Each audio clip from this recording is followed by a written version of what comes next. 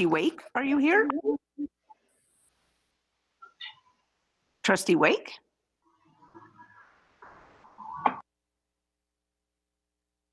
I don't hear from Trustee Wake, but we do have a quorum, so we will go ahead and please stand for the Pledge of Allegiance. And Dr. Watson, if you could say the pledge for us so we're not all talking over each other, that would be great. Thank you. Sure. I pledge allegiance to the flag of the United States of America and to the republic for which it stands, one nation, under God, indivisible, forever. Thank you. Sorry, I was just getting Trustee Newbold and Trustee Wake are in a different meeting, so hopefully we'll get them reconnected. So the next item is to review, revise, and approve the agenda.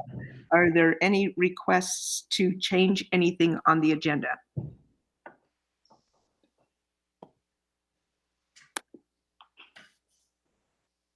Seeing none and seeing no comments in chat, we will go ahead then and take public comment on non-agenda items. So if you'll bear with me, I want to explain about public comment. So today there are two items on the agenda, and we will take public comment on them as they are discussed by the board. We will also take public comment on non-agenda items at both the beginning and end of the meeting. As was noted in the work session on Tuesday, there will be an agenda item in May on discussions concerning how to perhaps allow students to go to a graduation ceremony of some kind. But for today's meeting, that would be a non-agenda item. So as to making public comment today on either non-agenda items or agenda items, and we're still taking minutes, if you want to make comment, please state your first and last name. And if there is an unusual spelling, please provide that comment. And if you represent an organization, please identify that organization. We also ask you to keep any public comment to 3 minutes or less. One of the staff will be helping me keep time so as to ensure those comments comply with that request. And finally, so as to be acknowledged, if you want to make public comment either on agenda or non-agenda items, if you are connected to the meeting and can type into the chat box comment, please do so, and I will be looking in that box to see who wants to make public comment, and will identify who should be speaking next, and then you would unmute your microphone. Or if you unmute your microphone as an alternative, Hatton will be looking to keep track of any microphones that have been unmuted so that person may make public comment. And for those on the phone, I think that unmuting your phone would be the indicator you want to make public comment. And I, along with staff, will make sure that we get to you as well. So with all of that explanation presented, is there any public comment on non-agenda items?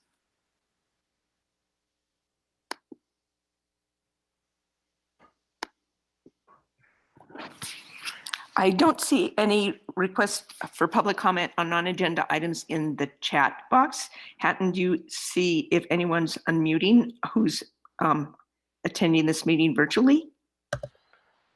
There are no phone numbers that have unmuted. And for those that may be watching the meeting on the Facebook live stream, just a reminder, if you want to actually join the meeting to make public comment, there is a link in the Facebook comments for you to join the meeting live, to either call in or click on the link. That's the only way you can make a public comment.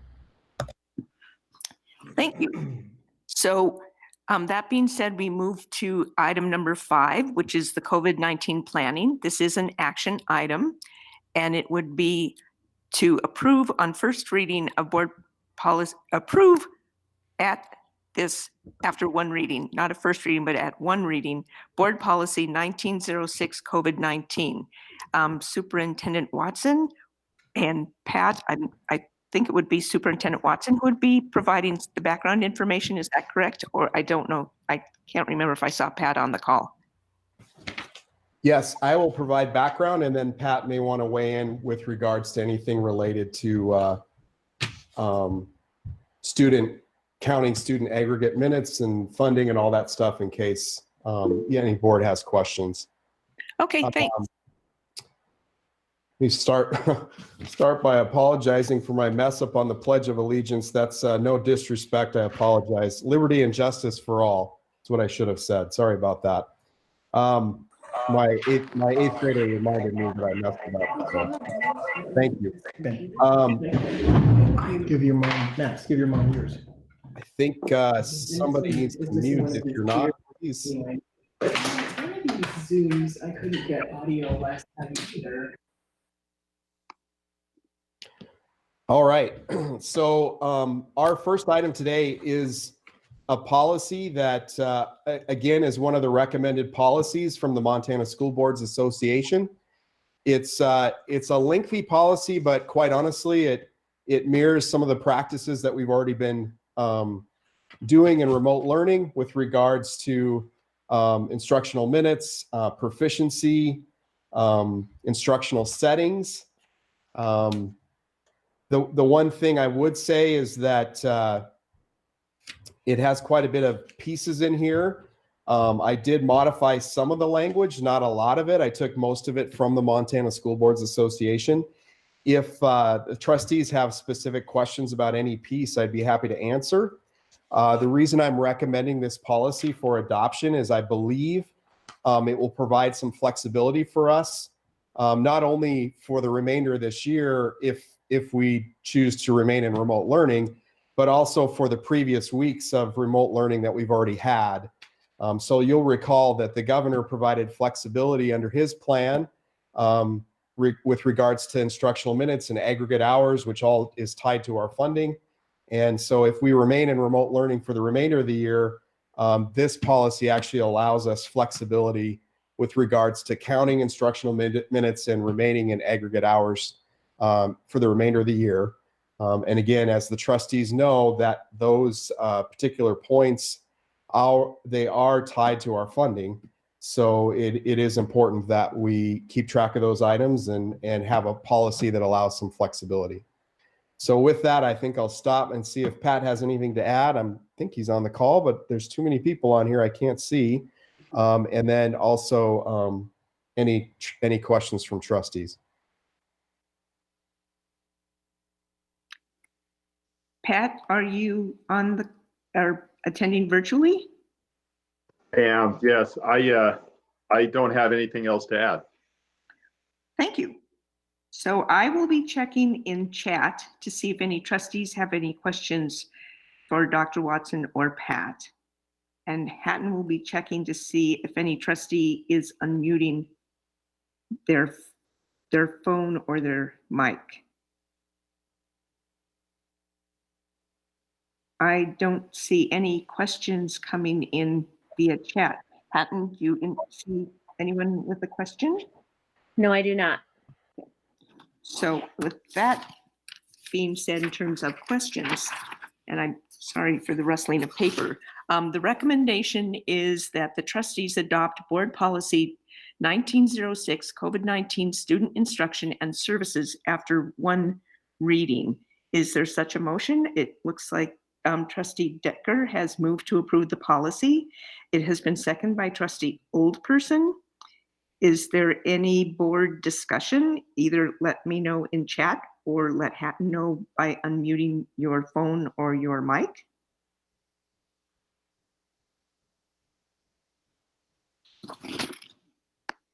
I don't see anyone asking for, oh, Trustee Decker.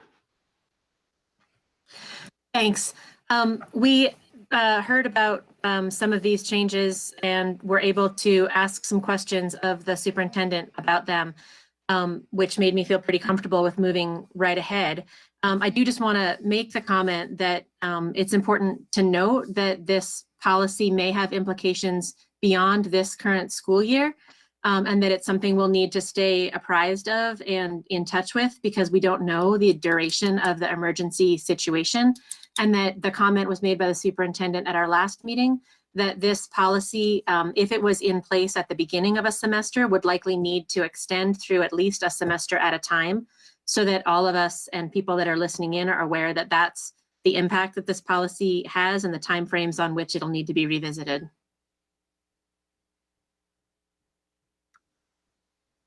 Trustee McDonald, did you have a comment? I wasn't quite sure what what you had typed in. Oh, okay. Thank you. Yes, just a comment. We did discuss that we will be revisiting all aspects of the COVID-19 policies probably in May, in June, in July, and August. So I think that is the plan, to continually revisit these. So is there any indication that there's any comments from trustees via the mic system, Hatton?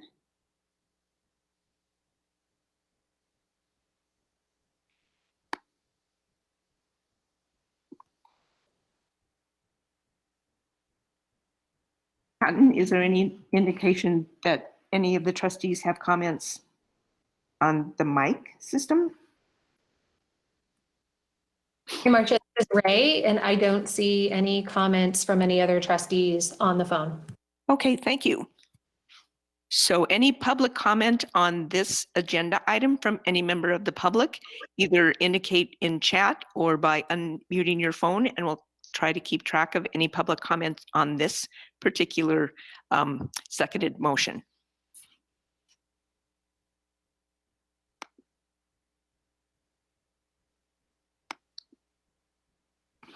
I'm not seeing anyone requesting public comment or to make a public comment in the chat box. Is there any indication, Hatton or Ray, that anyone, a member of the public, has unmuted their phone?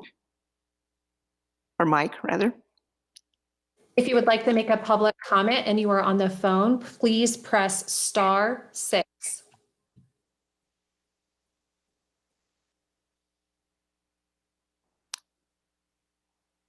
Is there any indication anyone has unmuted their phone or their mic? There's one in the chat. No, no one has unmuted on the phone, but there is a comment from Laura Arnold. I just saw that. So, Ms. Arnold, if you could state your first and last name for our minutes, and please try to limit your comments to 3 minutes and go ahead with public comment.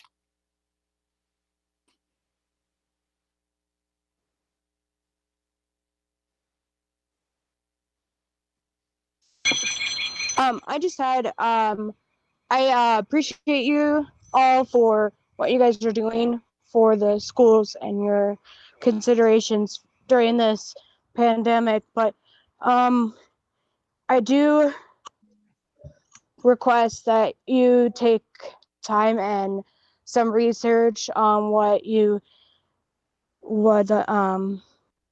for the special needs children, such as possible like study hall sessions or something, especially for the kids that may need some extra help. That's all I ask, and for consideration for that. Thank you for all that you guys are doing, especially in this crisis. Thank you. Thank you for those comments. Is there anyone else either on the phone or joining us via computer who wants to make a comment? Either indicate by typing into the chat box or unmuting your phone. And it looks like someone has unmuted their phone. Is that correct? Marcia, at this point, I don't see a phone line unmuted. Oh, okay. It was just that someone other than a trustee showed up on my screen, but that may just be an anomaly. Okay. So seeing no other public comment on the seconded motion, all those trustees in favor of adopting board policy 1906, please indicate by typing in chat yes, or those who are on the phone, I think that is Trustee Vogel, unmute your phone. And so I will also remember to vote too. Hello, this is Trustee Wake. I vote yes. Thank you, Trustee Wake. And Vogel votes yes. Thanks. Let me just catch up.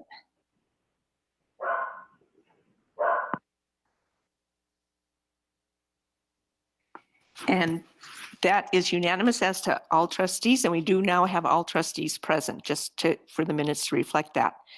Now we moved on to 5B, which is whether to consider declaring emergency school closure through June 30th, 2020.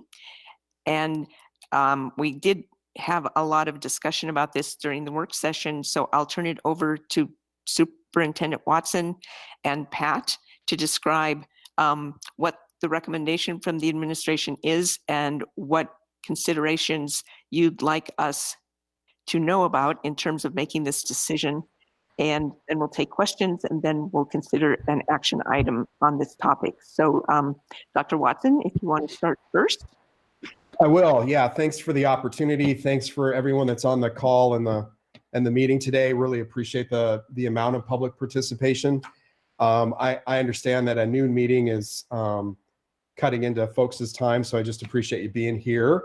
I won't go into a lot of detail, but I do have a few things to clarify before I clarify my recommendations. So I want to clarify a few things that we've heard since our work session. So for those of the public that weren't able to attend, we had a work session with the trustees on Tuesday night, and we actually talked about quite a few different considerations. But since that time, since Tuesday, we've even had more clarifications from our local health departments. So I want to go through a couple of those, and I'll ask Linda Simon also to help me do that. Linda Simon is our lead nurse and lead healthcare professional in our district. So I'll turn it over to Linda here in just a second. But before I do that, one piece of information that I just want to clarify, and I believe it is relevant to the discussion that we had on Tuesday night. So we chatted briefly about our concern or consideration around the health department's role if we were to reopen. And I just want to clarify that because I do think it's important to the discussion. So as you may or may not recall, we talked about what is the health department's role if we reopen. And many of you will likely remember from last spring when we experienced the pertussis outbreak.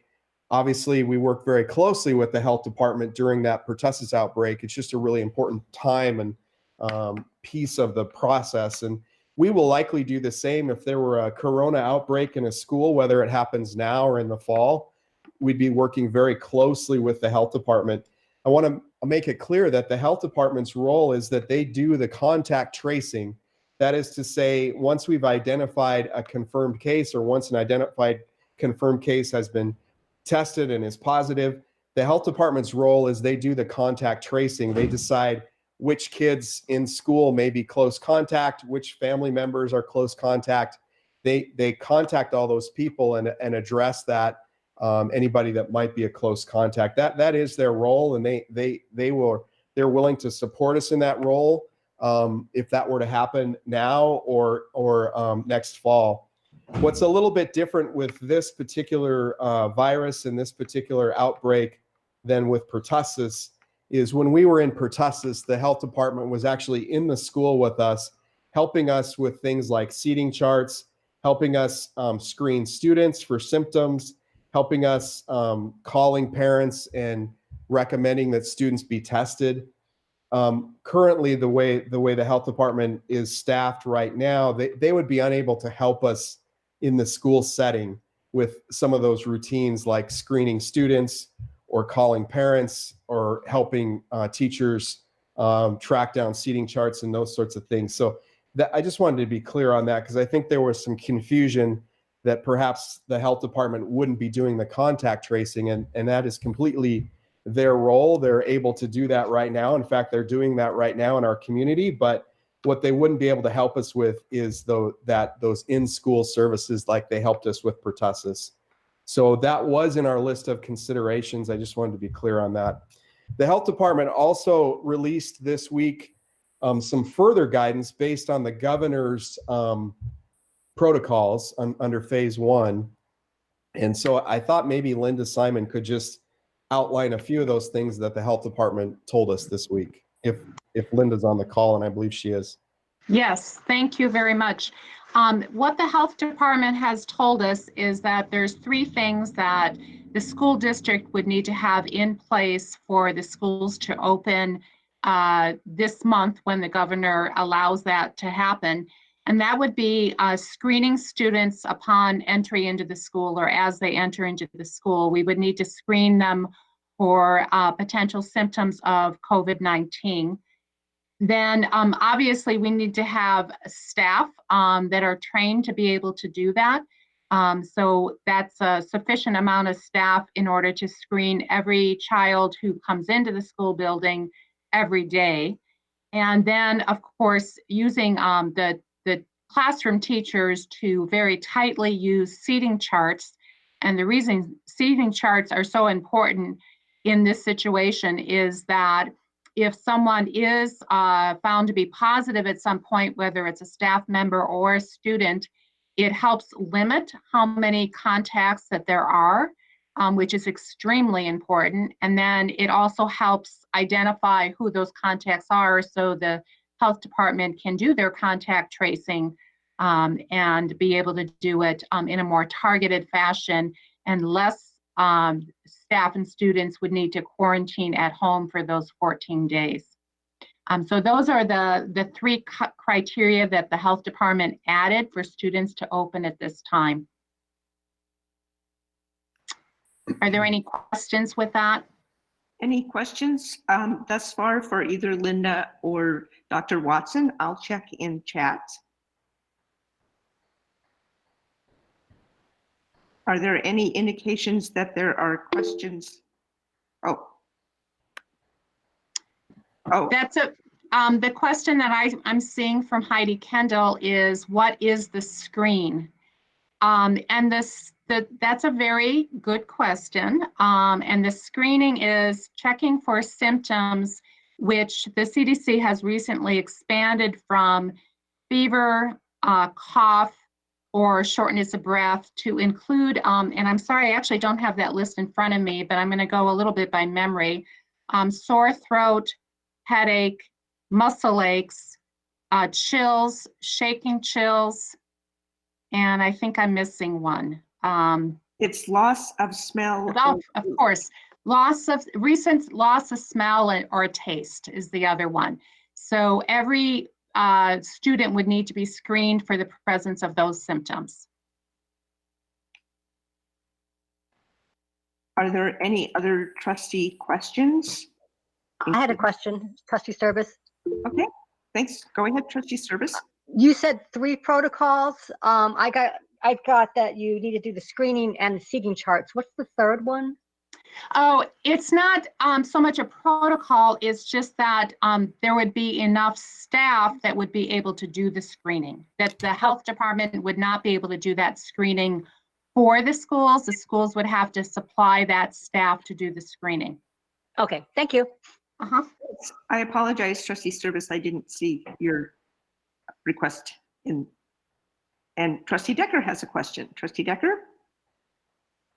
Thanks. I guess this is probably a question that I can imagine the answer to, but if the school buildings were at any point this year or next to reopen on a kind of a hybrid basis for, as some other districts around the state have done, to provide some amount of service to students, even while most learning continues to happen remotely. If that were to happen, I'm imagining that these protocols of checking health symptoms and things, those would be in effect for any student who would be entering our buildings, even in any kind of very limited or hybrid state. Would that be right, Ms. Simon? Any student or staff, Ms. Trustee Decker. Thank you. I'm not sure if that's for all phases, or, well, maybe it is for all phases. That's what we don't know. I mean, we're in phase 1, and the governor's plan has several considerations in phase 1, and the health department has highlighted a few of those considerations in phase 1. And obviously when we move to phase 2 or phase 3, those could change. Let's see, Chair Holland, I have a few other remarks that I want to put out there just in case there's more trustee questions. Okay, go ahead.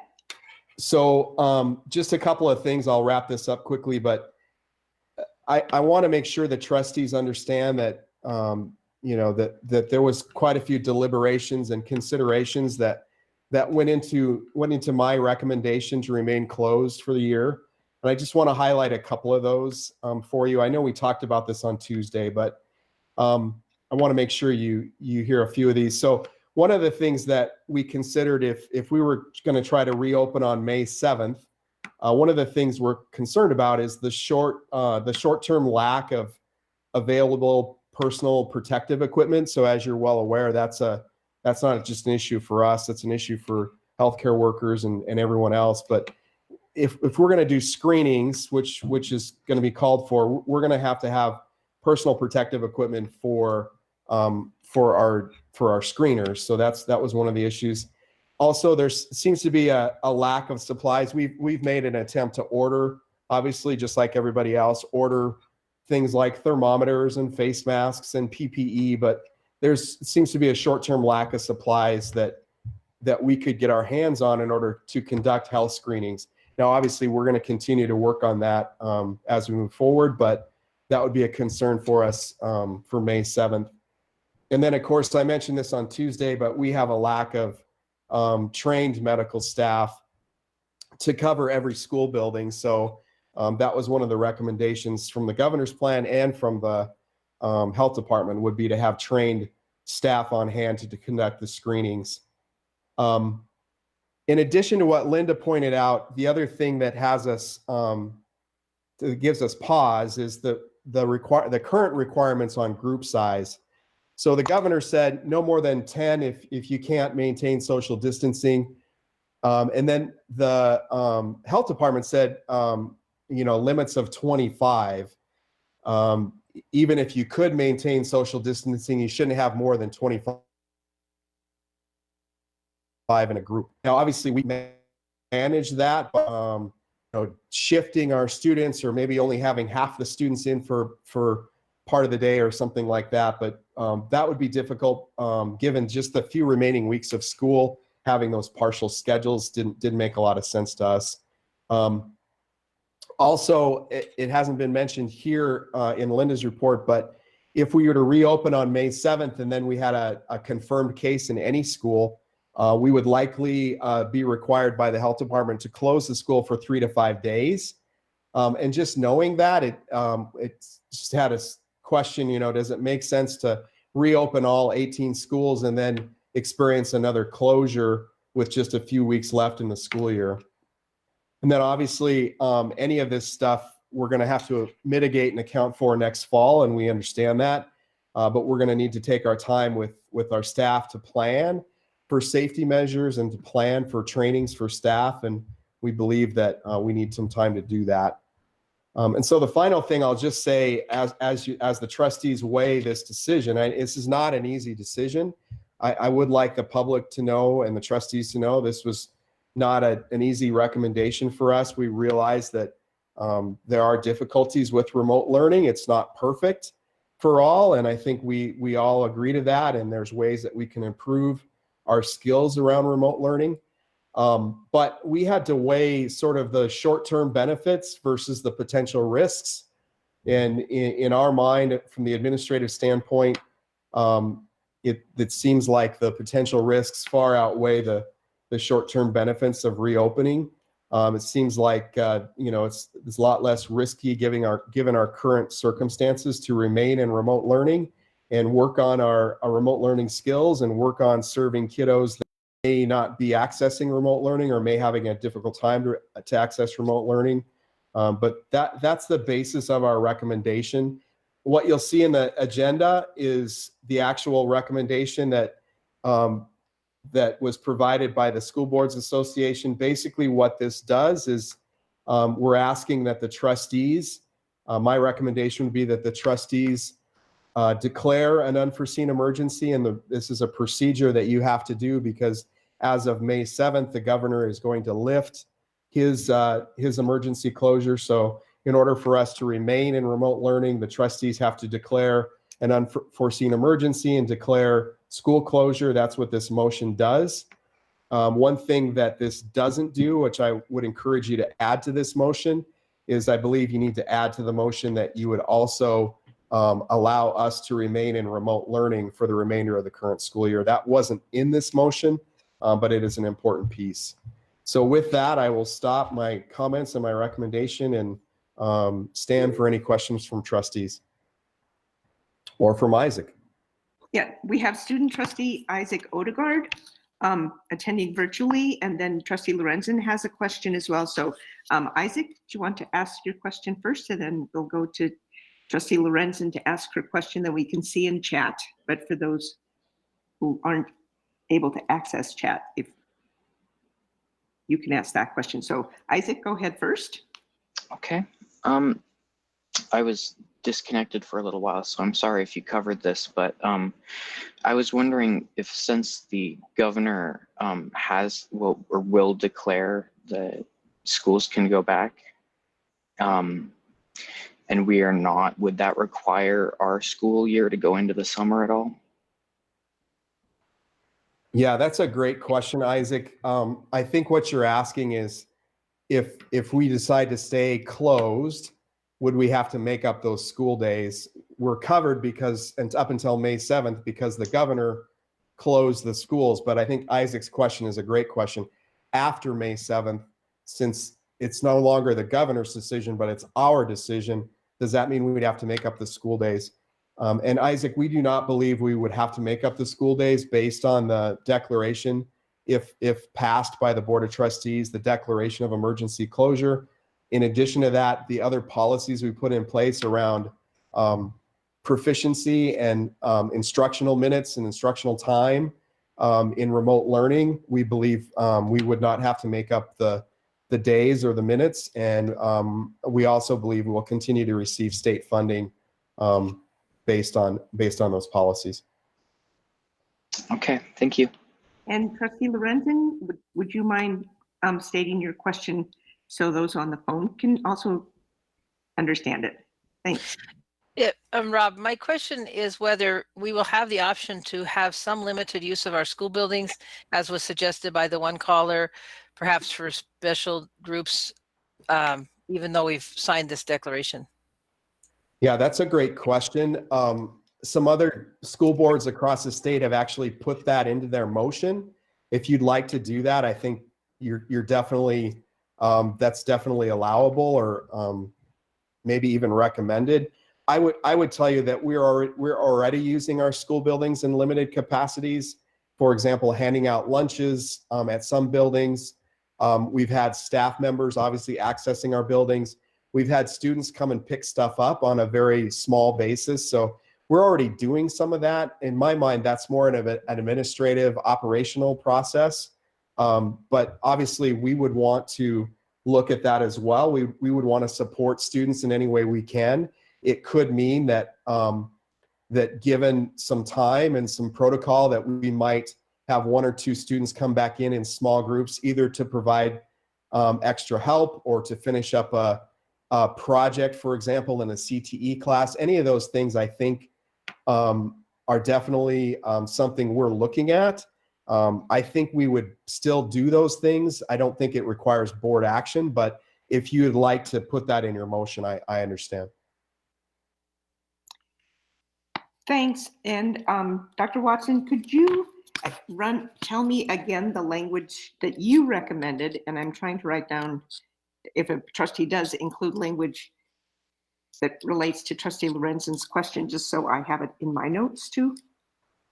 Yeah, so the recommendation, I apologize, it's got a lot of language in it. And I would recommend everything in that language. The only thing that's missing there, I would just add a statement to the end of it that in addition, that Board of Trustees would allow our school district to continue with our remote learning plan for the remainder of the current school year.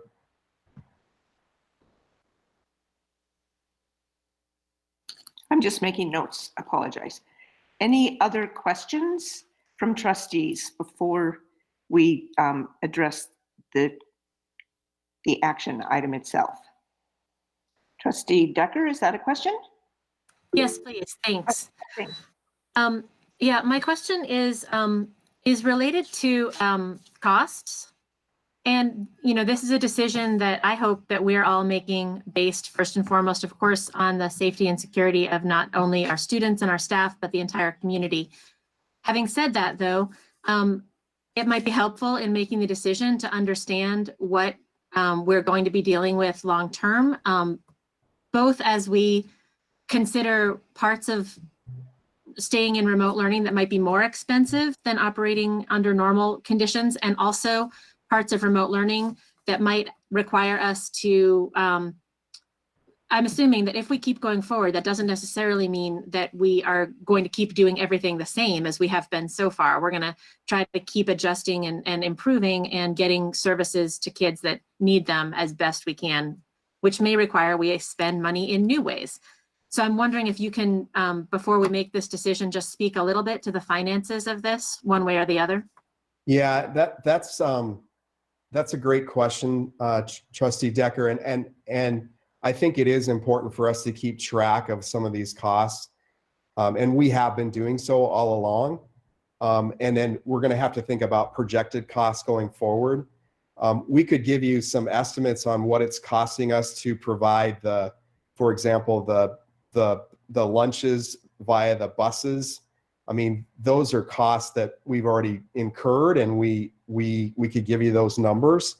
Another cost that might be helpful, just to put this into perspective, you'll recall that on Tuesday I talked about hotspots. So, we purchased 100 hotspots to allow kids that didn't have internet access to access remote learning.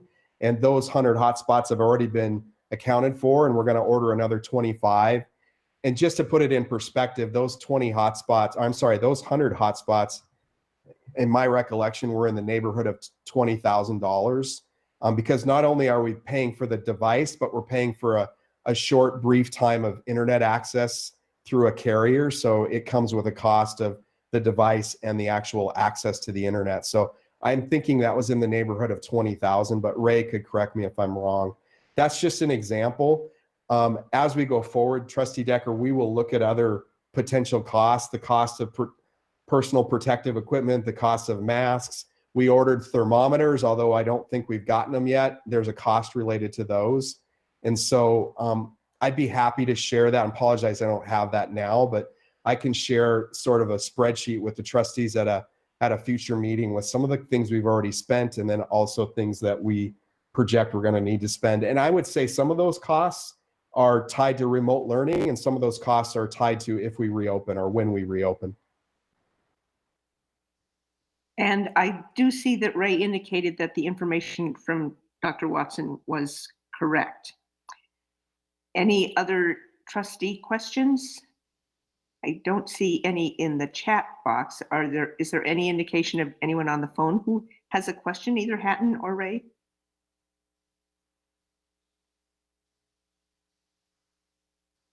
Oh, Trustee Newbold has a question.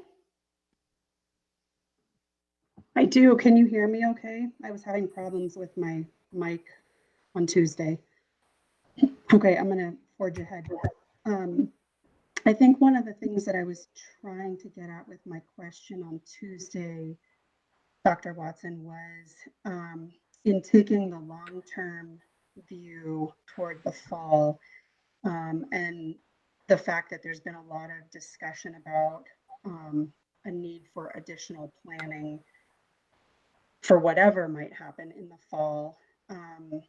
We're potentially including a piece in this motion that allows the remote learning to continue. But I guess my question on Tuesday was, is the staff time that's necessary to plan for the fall, is that something that's needing to take place now? In other words, should we be curtailing some of the remote learning that's going on now to allow staff adequate time to plan for whatever may be coming in the fall? Or is that planning going on at more of an administrative level, and we're comfortable with kind of where our services are at now, that if we had to assume this in the fall, that we're ready to do that.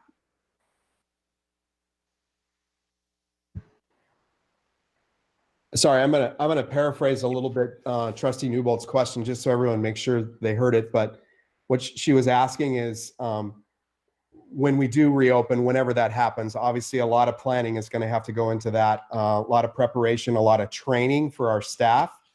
And the question was, should we curtail the remote learning that's going on right now? Maybe cut it off a little early so that we can provide time for our staff for training and those sorts of things. And actually, Trustee Newbold, that's a great question. It's something we've been discussing administratively.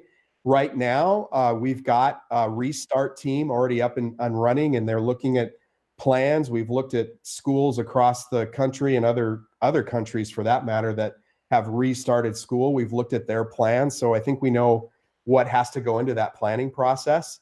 And we're starting that right now at the administrative level. We understand that that's also going to impact staff and will require some training. And we're ready for that. We haven't rolled out the training plan yet, but I think we will have some need at the end of the school year for some training for staff once we're ready to do that. I also think we've been discussing too, at some point, stopping the new learning that might be happening under remote learning and focusing just on enrichment and assessment and transition into next year. So I think you will see that. I think our parents will see that, but we've just started those discussions right now. And I want to be clear that, our school year goes through June 11th, and we intend to serve students through June 11th, but we will likely change our remote learning as it goes along. Hope that answers the question. It does. Thank you. And Trustee Smith has a question? Thanks. And this is a bit of a follow-up to Trustee Decker's question that made me think of it. And then let me just preface it too by saying that we as the school board have gotten lots and lots and lots and lots of public input for this, and we really appreciate it from both parents and community members and staff and everyone. And it's kept me busy. It's kept us all busy, but we really appreciate it. It gives us a real good idea of what the pulse of the community is. But relating to the question that Trustee Decker had brought up a little bit regarding the costs, several of the correspondences that I've seen anyway have mentioned, well, the schools could be saving money. The school system is probably saving money because of no travel for sports, or utility costs would be less, or I don't know, many other things. And I was wondering either if Rob, you or Pat could either just kind of touch on that. And if there's, and I know there's a much bigger answer, and I don't want to go into the whole money, how school funding works, but I do want to just kind of touch on, it's not as easy as one big bucket that we're dealing with, and everything, the savings go directly to the spending. Can you just mention something about that, please? Yes, I think I can, and I'll do sort of the layman's answer, because I don't have the experience or the expertise that Pat has in school finance, but Pat will correct me if I say anything incorrect. We anticipated that we heard fairly early on that the district will be a recipient of some finances from the CARES Act, and again, that's from the national level. Some of the things we've chatted about, though, is, we have a long time to spend that money. It doesn't have to be spent until September of 2021. And to Trustee Decker's point, we don't really know what some of those costs are going to be. So, it's in our best interest to save as much as that money as we can, in order to potentially use that on future costs for any of the variety of things we've chatted about, like personal protective equipment. So we've got some CARES Act money that's coming into the district. And it is correct, there are some expenses that we are not incurring at this point. And what we've encouraged our budget managers and our administrators to do is, wherever possible, don't spend money. We don't need to buy things right now. We can carry over money, which is something that's a little different that the state legislature approved a few years ago, we can actually carry some money forward past this school year. And we're encouraging our budget managers to be real careful with spending, and any money that is perceived savings at this point will be carried forward in anticipation of other perceived costs that might come up in the fall. With regards to activity trips and transportation, I do agree with you. We aren't spending money on activity trips. Pat McHugh has been working with Beach Transportation to sort of renegotiate their contract, and we will bring that to a future board meeting to discuss the details of that. Just want to be clear, in that renegotiation, our priority is to make sure that the drivers are still being paid, so that we're not losing any bus drivers in this process. But that's one of the items that they've discussed is activity trips and not having to pay for those, because there are no activity trips at this point. So all I can say, and Pat may want to add something to my comments, but we're being really careful with the end of year monies. We're going to carry forward as much as we can, because we know that there'll be some unforeseen expenses. A good example related to transportation, one of the considerations for fall planning is there's a recommendation that wherever possible, you have one student per seat on any bus. That's going to create a bunch of extra bus routes. And the trustees understand that the transportation fund is a different fund, but where we can save money and perhaps use it so that we're not overloading our transportation fund, we want to do so. So I'm going to stop there, and hopefully I didn't say anything incorrectly, Pat, or if you want to add anything. Pat, do you have anything you'd like to? Sure, and no, that was very good. I don't have much to add. We have been messaging an effort to try and save to the extent we can. And when we think about it, the general fund is 90% salaries and benefits, and the portion we're really talking about saving and carrying forward, because we are paying staff, is minimal. And we do recognize that we're going to have added costs, as Trustee Decker mentioned. And in that anticipation, we're hoping to carry forward funds through the multi-district agreements and other means into next year to help with anticipated additional costs as we plan for this opening in the fall and what it might look like.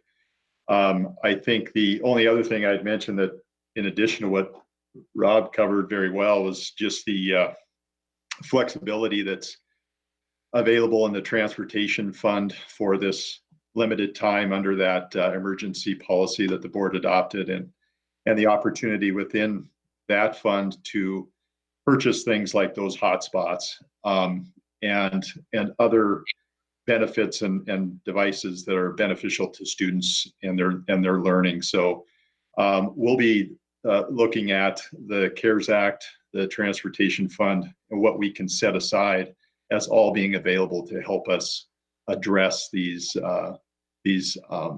anticipated additional expenditures that are coming down the road.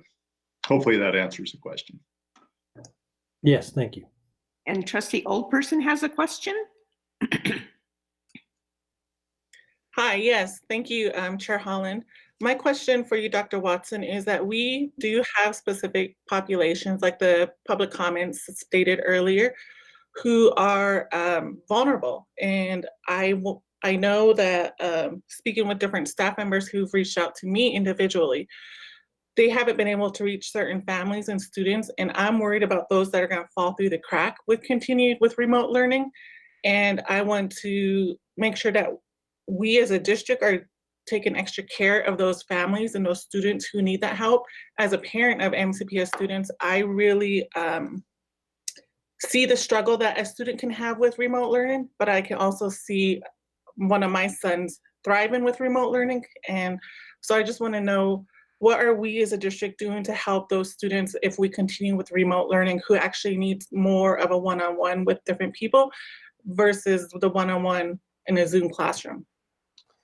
Yeah, so I can provide a couple of things, and then I would ask if any of our team that's working on remote learning, either Elise or Karen or Julie, want to add. But what I would tell you is that we recognize that. We've actually asked our principals to keep track of that, which families, which students have been not engaging, and then working it within their teams, within their school, to figure out ways that we can engage those kids. So it's not unlike during the school year, during a normal time when we're open, we have kids in school that don't engage either, and we have processes in place. I think the board has heard about these before, but we've got, the multi-tier systems of support. We call it MTSS. That process is in place to really identify the kids that are not engaging, and then work with those families to figure out what the barrier is. And that's happening in remote learning right now. I think that Karen spoke to you about on Tuesday about a situation with a student that wasn't engaging. And what we found out is that once the student had some one-on-one time with their teacher, and that one-on-one time was consistent, although it was virtual, it was consistent, that as soon as that happened, then the light turned on, and that student started engaging in other activities. So I would tell you that we're not over yet. We haven't figured it out. There are students that are still not engaging. So for your birthday, unless you want something else, we'll pay for the first month of insurance. So you won't have to pay us for insurance until I think there's somebody that's not muted. June 1st. And then we could make a incentive, a deal that as long as you're living. There we go. So I am completely confident in the power of our staff and what they're currently doing. I'm also confident in that they're not done yet. They are also frustrated by some kids that aren't engaging, and they're trying to figure out new ways to re-engage them. One really good idea we heard from another district is calling a friend of that student and saying, hey, I haven't heard from so-and-so. Can you have them email me or engage in a Zoom call? I've seen a lot of creativity, but the other thing that I think Trustee Lorenz brought up, which is probably a good suggestion, is we've also considered bringing some small groups in at the end of the year as we move along, or even before that, and trying to figure out what we can do to serve those kids that really need more in-person engagement. And that, again, we're going to have to make sure we have our safety protocols in place before we do that. Thank you, Dr. Watson. I appreciate that. And I do appreciate the teachers and the staff of MCPS and everybody who commented and reached out to the trustees and myself. And just to let everyone who's attending this meeting virtually, just to let you know, if you make a comment in chat and you want to have that comment considered during public comment is going to be coming up after we have a motion on the table. So be sure to repeat your comments you're making in chat so that they can become part of public comment. And with that being said, are there any other trustee questions? Or did Julie, Elise, or Karen want to add anything? No, this is Elise. Yes, I would just echo everything that Dr. Watson just said. And I think really underscore that our teachers are really practicing those good practices around how to engage our children and really identifying those that are not, and problem solving together as a collective grade level team to collaborate and identify ways to engage our families. And I think that effort and what our teachers are putting into trying to engage our kids is really commendable. And Julie indicated she doesn't have anything else to add. So not seeing any other questions from trustees. Is there any indication that there are questions from the trustees attending by phone? Oh, I'm sorry, great. Trustee Decker, yes, I did see that and I just didn't scroll down far enough. So Trustee Decker has another question? Thank you. I think it makes a lot of sense that our questions and our discussion has moved into the realm of how we're going to continue to tweak remote learning should we stay in remote learning. Because of course, our usual interest as a district is 100% on trying to make sure that we're providing a great education experience to all kids. Our decision today, of course, is based on something that is at a little bit different level, which is really strange position to be in as a board, which is that we're trying to make a decision about health and safety of our community and our larger community, and then how we go forward around our education responsibility in connection to that. So I guess a lot of the questions that we have had, and this goes back to my question about financing, is, we are, certainly there are people across the district who are working so hard and have been to get remote learning up and off the ground. But it's my understanding, and I would have made this assumption before, that picture looks really different from school to school. And that at schools that typically have higher needs and higher poverty rates and more kids who are transient in their population in and out of the school during normal circumstances, I think it's not like a shock to say that those schools are probably struggling harder during this crisis as well. And so to kind of push this conversation about resources and meeting need a little bit further, I just want to ask about any ways that we might be able to leverage more resources toward our title schools or toward our schools that have more challenge around this, or how we're able to use data about who is and isn't connecting. And just so that as we make a decision based on health, we also are reassuring folks that things are not going to stay the way they are, and that we're going to be pushing more resource toward the places where they're most needed. Yeah, thank you, Trustee Decker, for the question. I do believe we have, and we will continue that. And I would ask Julie to chime in, but as you're aware, during an open situation, we have extra staff available at our title schools. Those staff are still available, even though we're in remote learning, and they are helping kids in different ways.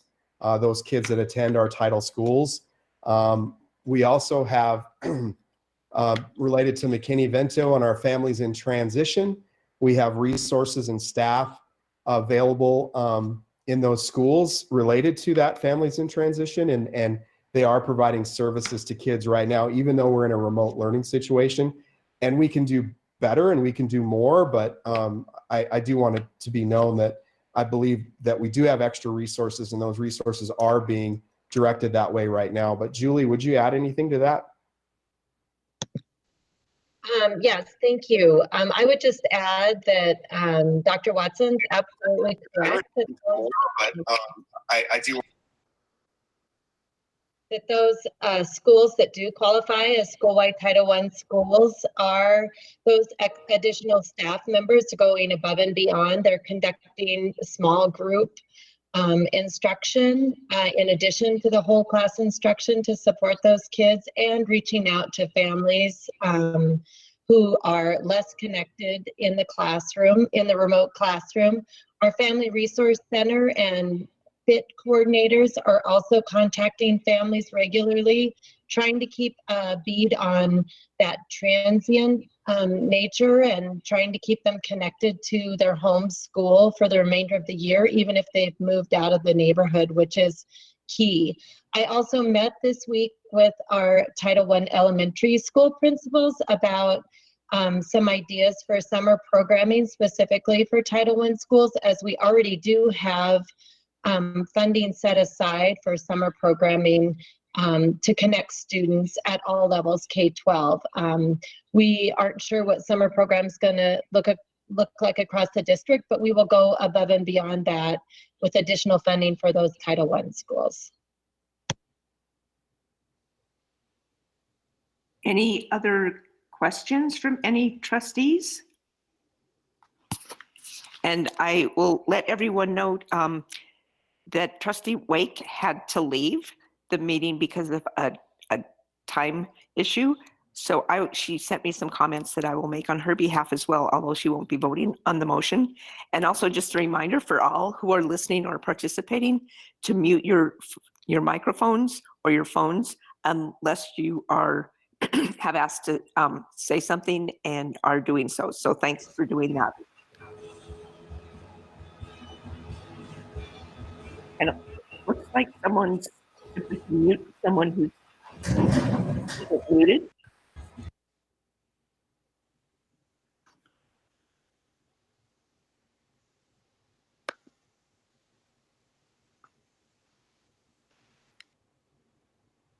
So it looks like someone was trying to mute their phone. So with that, are there any other trustee questions?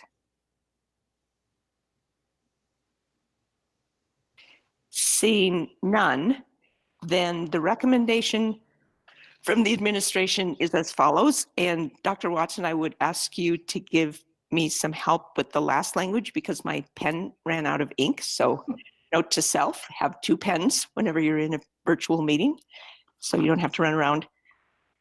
In any case, so the recommendation is that there is a motion to declare an unforeseen emergency as set forth in Montana Code Annotated Title 20, Chapter 9, Part 8, to become immediately effective and to continue through June 30th, 2020.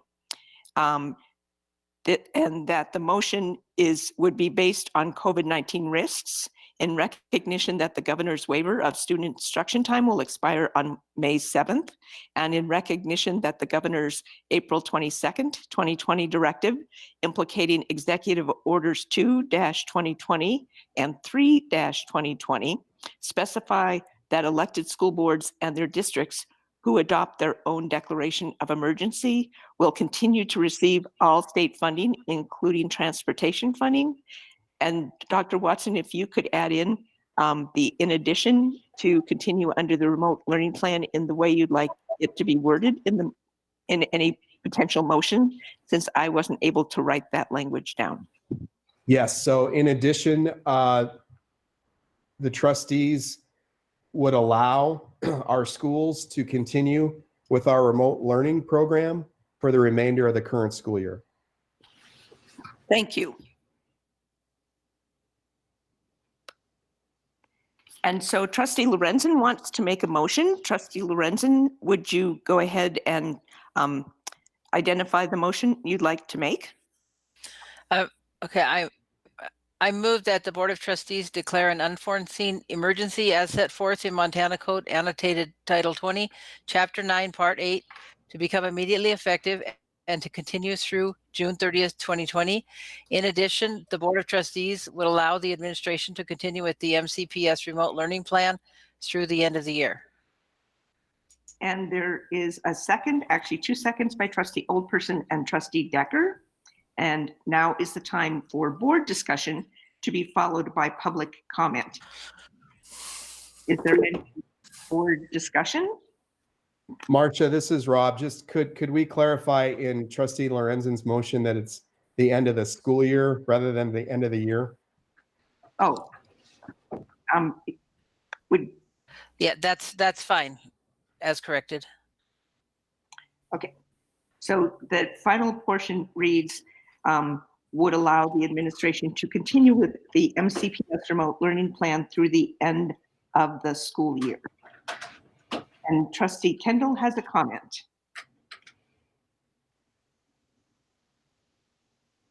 Trustee Kendall?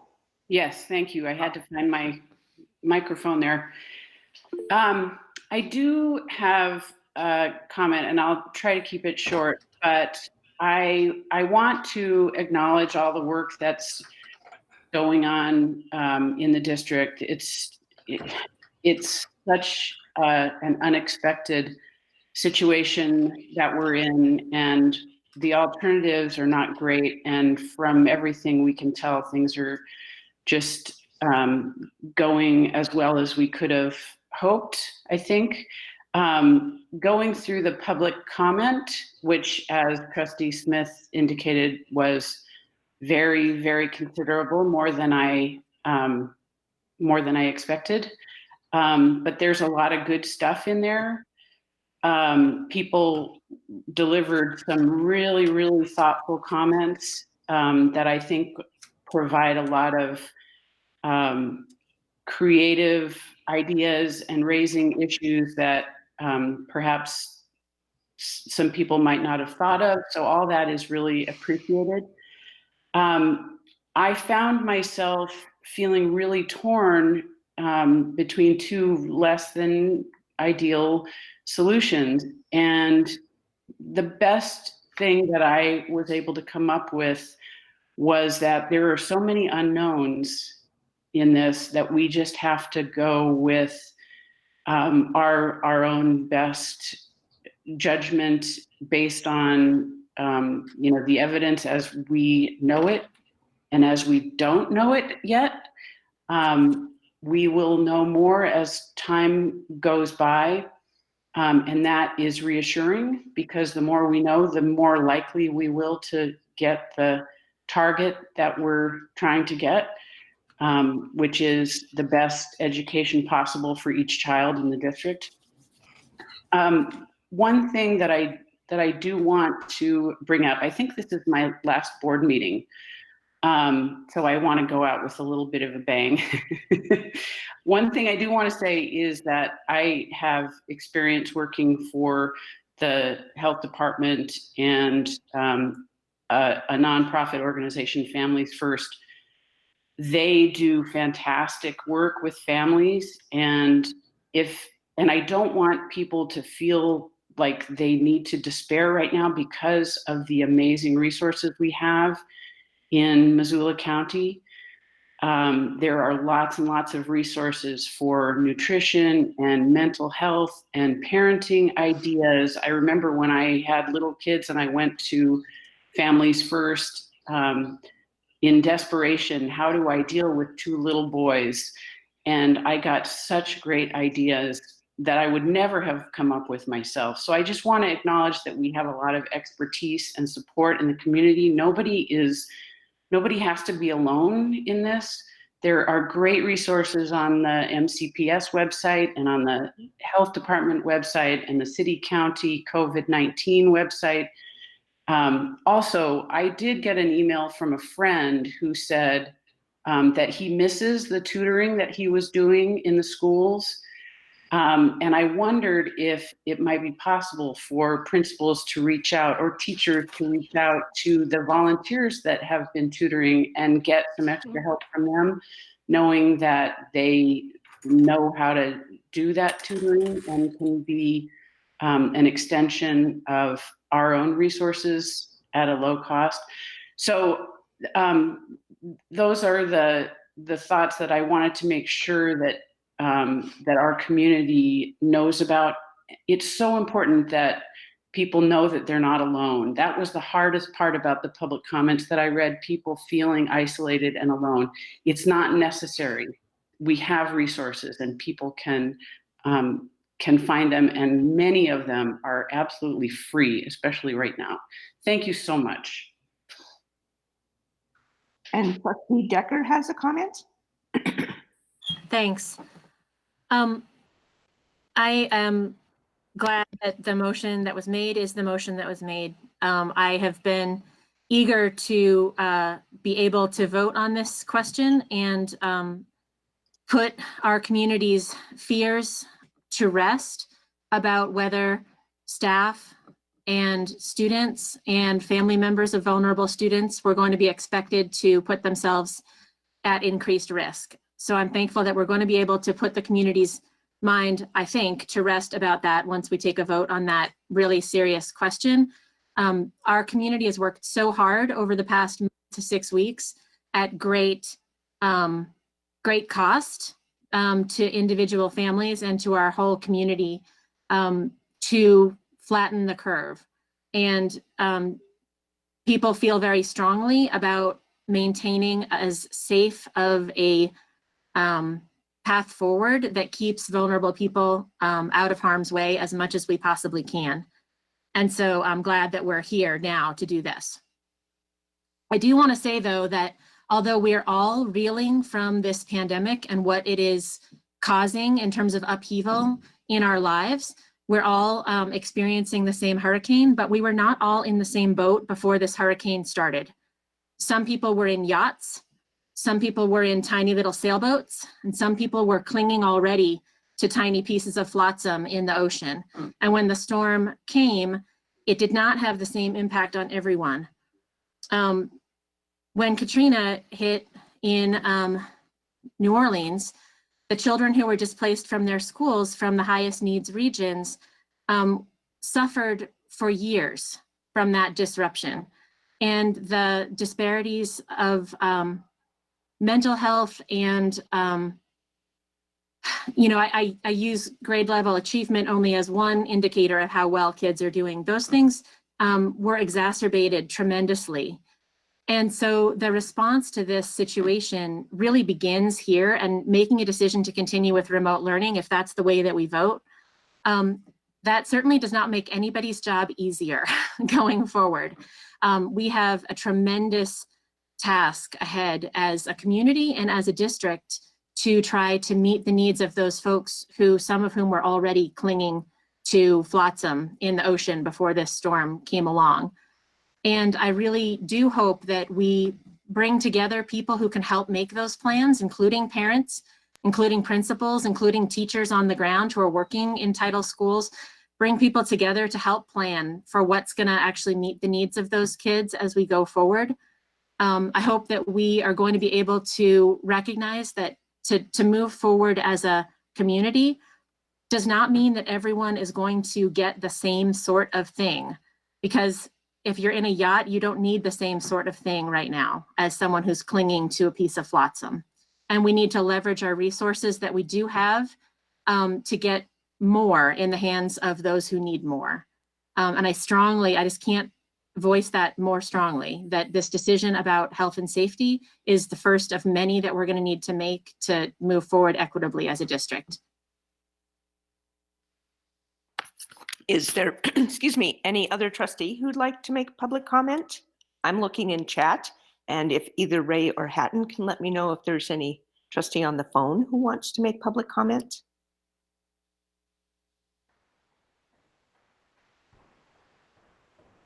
At this point, there are no phone lines unmuted. Okay, thanks. So I too would like to make public comment. Marcia, it looks like Isaac also wanted to comment in the chat. Okay, I didn't scroll down far enough. I apologize. I'm trying to kind of multitask here.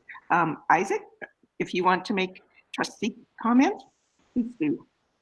Yeah, I just wanted to say, like, on behalf of the Sentinel students, thank you guys for putting so much thought into this and trying to make the best of this situation, and for keeping all of the students and any situation that they might be in mind during this process. Thank you. Thanks, Isaac. Thank you for that. And if I could make public or trustee comment as well. We already have people who are superheroes, parents, students, everyone in the district and in our community. And it's almost unimaginable to ask them to become superheroes by moving us back to what the old version of learning was in this time when there still are so many uncertain answers. So I just want to say thanks to everyone. And I appreciate that we get to hear parent voices, student voices, staff voices, administration's voices, trustee voices, community member voices. And we want to encourage those voices to continue, because I think, as both Trustee Kendall and particularly Trustee Decker indicated, these working toward how education will be delivered in the future is an ongoing concern, and we do want to try to do it right. So I just want to say thanks to everyone who's been part of this process. And if there's no other comment, I just wanted to let you know that Trustee Wake indicated that, assuming that the motion as amended would be made, that she would wholeheartedly support it, and was sorry she couldn't be here to vote. And with that being said, if there are no other trustee comments, we'd be taking public comment. As I indicated, either unmute your mic or your phone, or indicate you want to make comment in chat. And I did see that Katie Leahy had made a comment earlier before public comment was being made. So I don't know if she wants to make that public comment in this section so it's captured as public comment, or she could just type in and I can read it for her. And it looks like Bob Carter wants to make public comments. So Mr. Carter, if you want to go ahead, and we're trying to keep the comments to 3 minutes from the public.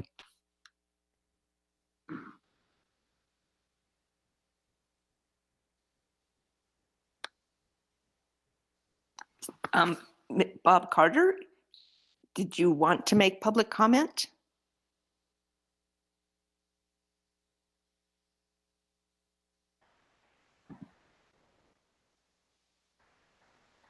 Marcia, he's typing it into the chat. Oh, okay. So Jason Emery, do you want to make your public comment or do you want me to read it out loud? I'm trying to scroll down. Apologies. Hello? Hello, is this Jason Emery? It is. Okay, thanks. Any public comment? We would love to hear from you. Yeah, I'd like to make a short one. Thank you for the time. I'd just first like to start off saying that, MCPS has done an excellent job. Appreciate all the efforts, as a parent of several students in the district. It's a bad situation, but I think it's been made much smoother by everyone's efforts in a lot of different angles. I agree with the decision to keep the schools closed for the remainder of the year. I think that's a good public safety decision. I don't think there's a reasonable way to do that with what's still going on and a lot of the unknowns that we have. The rest of my comment is I personally, from our family, would like to see the school year ended early. And that's due to the fact that I believe that the students, and just judging by our students, that they probably are reaching the end of what they're going to reasonably learn in this current model. The current model, while it's working, as I'm sure you're all well aware, isn't quite the same as working in class with a teacher, to help them. And I believe it's added extra stress for our family, trying to keep on top of ourselves working remotely, keeping the students on track, helping them as much as we can. And, I think at some point we're going to get, we've kind of gotten to the point now where, I think we should be nearing the end of this. It would allow families to regroup and kind of plan what the summer is going to look for. And I think it would probably potentially give MCPS a little bit more time to plan on what this is going to maybe look like for next year. That is it. Thank you. Thank you. And Bob Carter's mic is not working, so I will read his public comment. Just give me a second to scroll back up.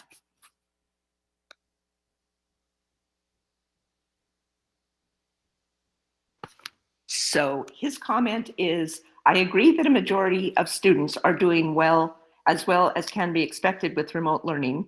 And I respect and understand that the teachers have their hands full keeping their primary group of students fully engaged. And some teachers also have young children at home, which makes this even more challenging for them. Additionally, we all know that there are some students that require extra attention, and that extra attention requires a lot of additional time from teachers. My comment is this: I wonder if there are staff available that could act as a hotshot team. Sorry, I just have to scroll down more. Hotshot team that is able to take some of those students who need additional attention and take them off the plate of their teachers and allow the hotshot team to focus on that smaller group of students. That hotshot team could also help manage the volunteers that Trustee Kendall mentioned. Thank you for your time and attention, and let's not stop at serving just most students. Let's continue to set the bar as high as possible. Respectfully, Bob Carter. And then Andrea Hopkins asked me to read this comment aloud. Many volunteers would love to be able to help from home. Foster grandparents and our SVP tutors have a lot to give students who need the one-on-one help. And then Suzanne Bankale, I didn't know if you want me to read this or if you'd like to make public comment now.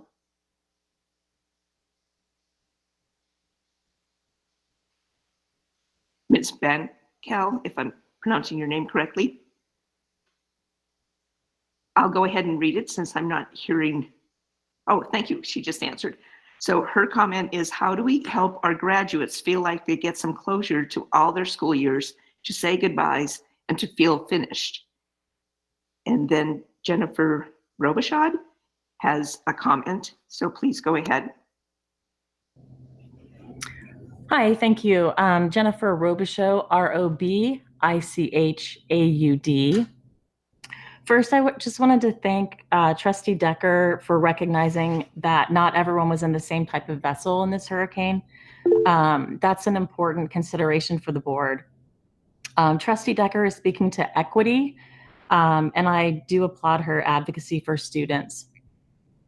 Next, while I applaud the efforts of teachers who are attempting to engage students, my experience is that high school students are slipping through the cracks, and I would encourage the superintendent to direct his attention to the high school population and work with the principals and staff to develop an action plan that is directed specifically to the needs of high school students. I would also caution the school board against using the strategy Superintendent Watson mentioned about contacting the friend of a student who's not engaging. Perhaps I misunderstood the method there, but I would just caution MCPS against breaching confidentiality of students in the district in using that strategy. Lastly, I would echo Mr. Emery's comments about students reaching the end of what they can retain during remote learning. And just remind the board that remote learning and remote learning during pandemic are not synonyms. Thank you for taking my public comment. Thank you. And Scott Shook wants to make a comment, followed by Fawn Tuhi. So Mr. Shook, if I'm pronouncing your name correctly, please go ahead. Yes, thank you, Chair Holland, and thank you, trustees, for giving me a moment to speak. I'd like to commend you on your leadership throughout this. Dr. Watson, I'd like to commend you for your compassionate leadership. And I want to reiterate what Trustee Decker said about being in the same storm in different boats. As a teacher at C.S. Porter Middle School, it's been my observation that the gaps that we knew of existing already, achievement gaps and economic gaps and lots of gaps, those have been magnified and exacerbated by the current crisis. I think we're doing what it takes to deal with that in this crisis mode, but I hope that having those issues magnified by this, I hope that we continue to pay attention and to deal with that as we move forward. Thank you. Mr. Shook, could you say your first and last name and spell your last name and let me know if I'm pronouncing it correctly, just for those folks who are participating by phone who may not be able to see your name in chat? Sure, it's Scott Chook, C-H-O-O-K. Thank you. And now public comment from Fawn Tuhi. Go ahead. Okay, thank you for letting me make public comment. I agree that we are not prepared to go back to school at this time, and that there are a lot of things that we would have to do to be prepared and get the schools prepared to be able to follow the social distance guidelines right now. But although this was said before, many children are not necessarily getting what they need right now out of this distance learning. You know, some children don't have technology at home. Some children don't have parent help at home. I am a teacher with Head Start, and I'm struggling reaching out to the children in my classrooms that may not have what they need necessarily. But I also have a high schooler, and I agree with Mr. Emery that we need to end school early. We need to just give it one more week and end the year, because those seniors, they are not learning anything right now. And I feel that especially for the seniors, we need to let them go. If they're passing their classes, let them graduate, and then plan some kind of graduation, commencement, whatever the school district can plan for them, and plan that. I just feel that the school board needs to be aware that these high schoolers are really either falling through the cracks, or they're not learning anything at home. and that they need to just be done and the school year needs to end. Thank you for letting me comment. Thanks. And Ms. Toohey, I don't know if you said your first and last name and spelled your last. My name is Fawn, Fawn, and my last name is Tuhy, Tuhy. Thank you. Just the folks that are participating by telephone can't necessarily access chat. So thank you for doing that. Is there any other, it looks like Ty or Thai Williams. I apologize if I'm not pronouncing your name correctly, but you'd like to make a comment. And if you could spell your first name for us. My name is Ty, Thai. The last name is Williams, Williams. I want to thank you for giving me the opportunity to address you, and thanks for all you all are doing during these unusual times. I spoke to you the other day when we had the business meeting about taking into consideration all of our students. In particular, I work with students with special needs, so of course I want to reach out to make sure that we're thinking about students who have compromised immune systems and thinking about students and staff and the need for physical contact that we have within our classrooms. I know within my class, I have to work with students using a variety of different prompts from a prompting hierarchy, everything from verbal prompting up to full physical assistance and able to complete activities. So knowing that if my class goes back, I will have to have full physical contact with my students, not only in order for them to learn, but also because I have a number of students with behavioral disorders who are aggressive.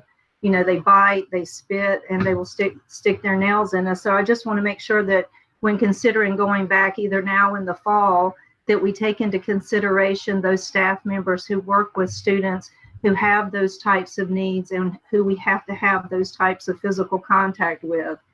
In addition to that, the other day, Dr. Watson addressed the need for possibly expanding summer school once we return to school, and not only expanding it for possibly this year, but for years to come.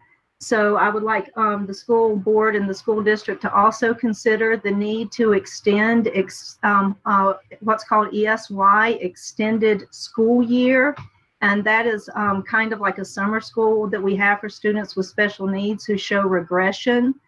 So I anticipate that a number of our students a disproportionate number of our students will show regression after these absences. So I believe that we'll have a need to extend extended school year and broaden it to include more students. We've also had a number of students who haven't had services directly addressed to them. It's kind of hard to do physical therapy with a student who has a physical impairment over Google Hangouts. So I'd also like the district to consider the possible need for compensatory services for students who have not received physical therapy, occupational therapy, speech therapy, or if they've been in remote learning and have not had the same access to education as other students due to a lack of internet service. I have one student who has not received equal access to education because he didn't have the internet or a hotspot for over 6 weeks. And so when we look at equality of education, and we've addressed this with the students in general ed as well, there's a definite inequality of education there. Thank you so much for letting me speak. And again, thanks for your consideration and for all you're doing for our community and our students. Thank you for those public comments. I see that Daniel McGee also would like to make public comment. If you can just state your first and last name, since it's pretty straightforward spelling. All right, I appreciate it. Thank you for letting me speak. As a student of, or a parent of a student that goes to Hellgate Elementary and is going to be transitioning to Big Sky High School this next year, one of the things that we've had really good success in our family with the remote learning that Hellgate Elementary's provided. One thing that my 8th grade daughter is starting to get a little anxious about is when it comes to starting school back up, and would encourage, I'll continue to participate, but thinking about early engagement for some of those high school freshmen. I know that that's something that she hasn't seen any of her friends for close to 7 weeks now, and that other than through video chatting, and that's a difficult thing, especially for, I know for young teenage girls especially. So I appreciate everything you guys are doing. You're doing a fabulous job preparing us for it. So keep up the good work, and look forward to a good start for her year, her freshman year. So thank you very much. Thank you for those comments. And Annie Belcourt would like to make public comment. And Ms. Belcourt, if you don't mind saying your first and last name and spelling your last name for our minutes. Sure. My name is Annie Belcourt. Belcourt is spelled Belcourt. And I just wanted to, thank all of you for all of the work that you're doing and the thoughtfulness that is being put into this motion, and for, our students and our communities. And I really appreciate the time and effort and thought that has gone into, these decisions and these motions. Just a couple of, quick comments. I would like to just, definitely support the motion to continue remote learning and to cancel in-class instruction for the remainder of the school year, and commend you on that decision. And also wanted to commend Dr. Watson and many of the speakers, including Ms. Decker's discussion of inequity. And I think that those are really important points. Two factors I just wanted to kind of reiterate. I know that there's a plan and resources available for mental health, but I know I teach at the university, and I have seen a lot of mental health issues coming up, including a lot of anxiety around this pandemic and kind of future course. And I think that comes through in some of the comments that have been provided today too. But, the more that we can do to support mental health at this time, given what a problem this is for our state and in general, but in this time, it's particularly important that we provide resources for mental health support for all students. And I think that that's probably true for staff and the larger community and parents as well. One technical thing, I think, it is a struggle, and I know others have said this, but the remote instruction for parents, especially who are working and may only have one computer or that sort of thing. And one thing I would just encourage teachers to consider is just streamlining to the degree that they can. The use of many multiple different platforms for instruction. I know, for example, like we've struggled some with our math instruction because there's different apps and then we forget the passwords. And I mean, it's something we need to just keep a list of or what have you. But I use a computer every day, and I know, I've had to kind of really dig in and learn different things, which is not a bad thing per se, but I know that not everybody has the resources and capability to do those things. So just would like to kind of, the more that we can do to make it easier for students, because, this has taken an emotional toll on a lot of us, and including our children. So, but thanks again for allowing me to speak. And I thank you for hopefully passing this decision to forego in-person meetings for the rest of the school year. Thank you.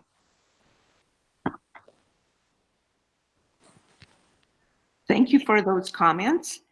Let me get back to chat. Are there any other public comments on the motion before the board?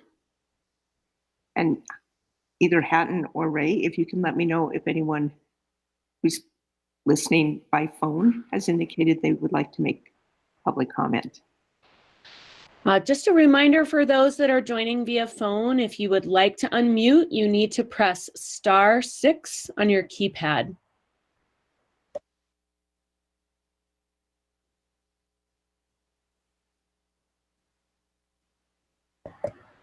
At this point, it doesn't appear there is any desire for public comment from those joining on the phone.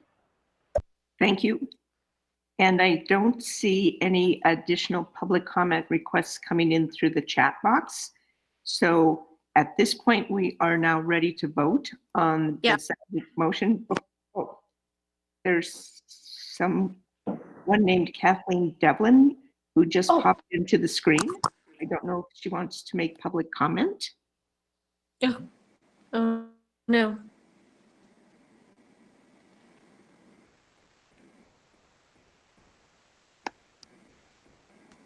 Okay. See no other public comment.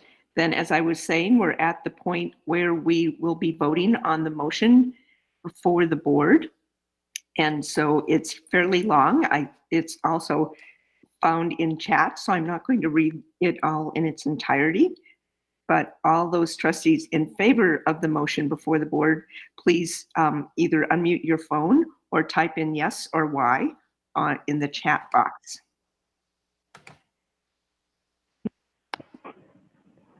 Vogel is yes. Oh, and trustee Wake did have to leave. So there are now 10 trustees voting. So let me count to make sure.